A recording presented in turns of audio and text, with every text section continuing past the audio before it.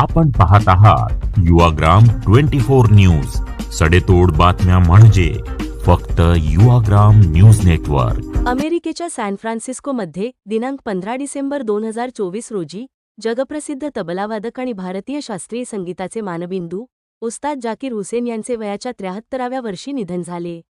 हृदयविकारासंबंधी समस्या उद्भवल्यामुळे त्यांच्यावर उपचार सुरू होते, मात्र त्या उपचारांना यश आले नाही। उस्ताद जाकीर हुसेन हे भारतीय शास्त्रीय संगीताच्या आंतरराष्ट्रीय स्तरावरील प्रसारासाठी ओळखले जातात। त्यांना संगीत क्षेत्रातील योगदानाबद्दल अनेक सन्मान प्राप्त झाले।